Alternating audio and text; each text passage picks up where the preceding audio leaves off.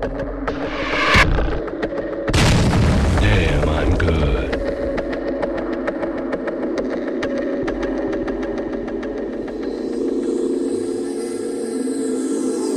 Ladies and gentlemen, welcome back. We are now in the semi-finals of the Steel Series DreamHack tournament. That is not the Dreamcast tournament, as I said once before. Oopsies. I'm accompanied by Smashcab. How are you, Smashcab? Well, I have a Dreamcast. You do have a Dreamcast. I like it Yes. very much. I Yes. miss Dreamcast. This is ogsmc. In the top right is the red Protoss, and in the bottom left, Egidra. This is going to be one hell of a matchup. Talk about it, please, Smashcab. Ooh, Egidra, very, very strong macro player versus MC, a very aggressive Protoss. So, we'll see. Actually, Egidra's been playing very, very safely these days, using a lot of aggression feign tactics to get his third up, or basically just bring the game to a later stage. But MC likes to end it very quickly, so we'll see how that pans out. So we saw ogsmc just dominate Mouse Maru. It was a 2-1, but the games that he did win were pretty one-sided. I don't know. This is going to be strange. I would say that Egidra is a much stronger Zerg than Mouse Maru is. I think you mentioned too that Mouse Maru had said that if he can take a game off ogsmc, then Egidra can beat him. And I do think between Egidra and Maru, Egidra is definitely the stronger player. Not to say that Maru isn't incredible. No, for sure. But facts are facts, and based on Idra's performance, that being said, has Egidra won anything big? I don't know. I would really like to see Egidra take this tournament. As much as I like White Raw, and I want White Raw to move on too, but it would be really nice. And look at Egidra being really smart, taking 2 drones. I love that. That's one thing you see Egidra do a lot, and I think Egidra really patented that. A couple other Zergs are starting to do it now. I did see Vile Spinishiwa do that, actually. He starts to do that now. But MC is really adamant about blocking this this expansion. He might just cancel this pylon as soon as he probably it's will. about to finish. And look at the timing on that cancel. Yeah. That was so... And you know what? He's still going to block it just with his probe. The shield's back up, and Egidra doesn't come out with the... with 2 this time. And another pylon goes down. And it looks like Idra's just going to get the gas. So I think he's not gonna worry about getting that expansion right away. He's just gonna get Ling speed. It's really, really nice denial of this natural. Like Egidra's had enough money and canceled to pay. on the dime again. Sorry, go on.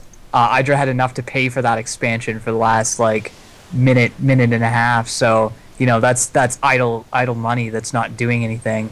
Whereas if that expansion had gone down, which would have been the ideal situation for Egidra, he would have been slightly ahead.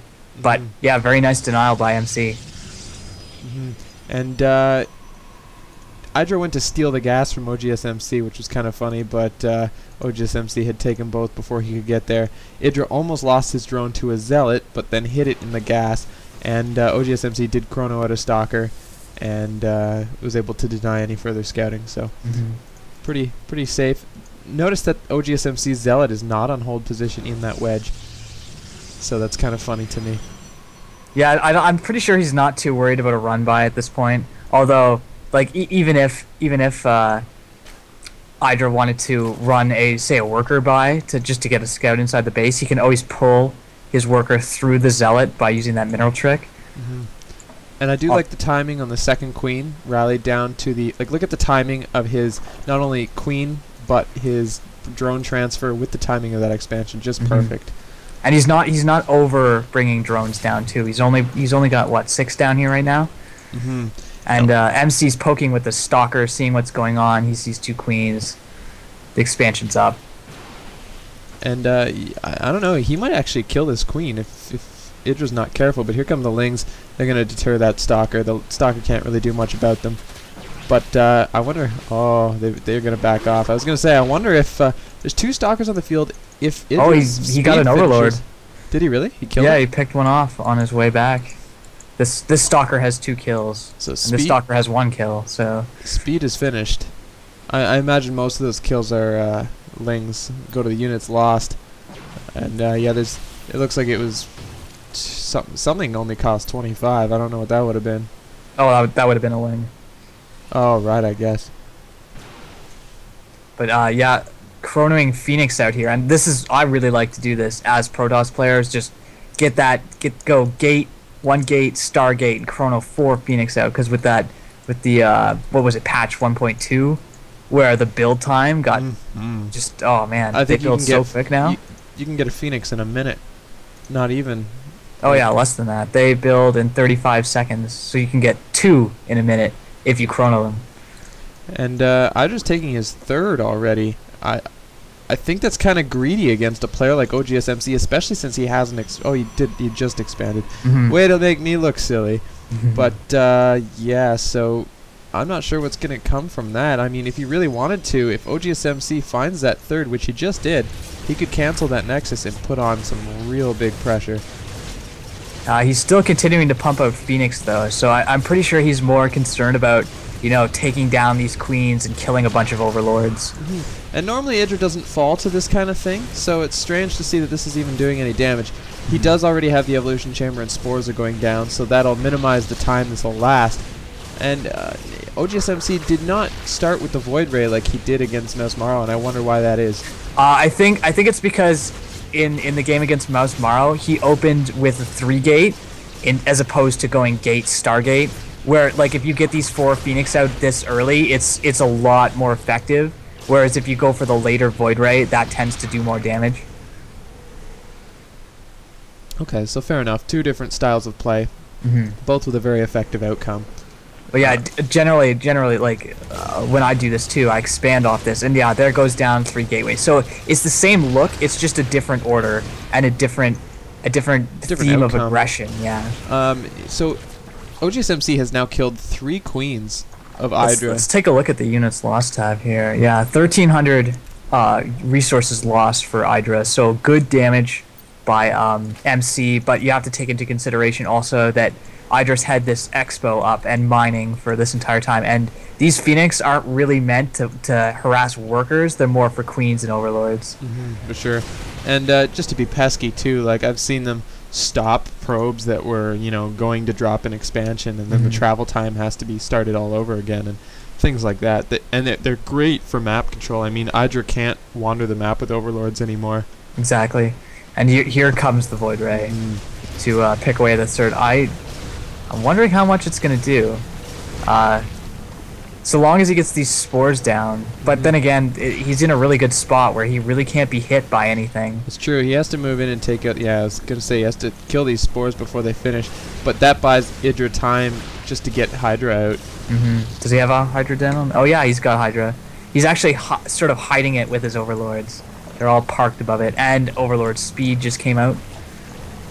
Spore Crawler did finish lowering the shield on the Void Ray. Hydra's... because he's got all the hatcheries hotkeyed to like 1 key. They're all spawning in different locations. Yeah, and the Hydra, he just lost a couple Hydra to those Phoenix and Void Ray because they came out of the hatchery that they were at. So that's interesting. And another queen. Oh, he can't engage it quite like he wants to. But he is going to take these Hydra head on with his Phoenix and his Void Ray, and another queen is going to go down for Egidra. This is bad news bears. Just barely hanging on to his expansion here. So nice defense by Egidra, although I would have liked him to see him like the same sort of logic when you have Marines versus Void Rays. You don't want to stream them in one by one because they'll just get annihilated. You need to cluster up a little bit. It's very interesting to look at Idra's hotkeys, and with macro and APM and micro that Egidra has, it's strange to see that he hotkeys all his hatcheries to 1 key. I would have really expected him to have them all on separate keys, but I guess that's why he's able to macro while he combats the way he does. Yeah.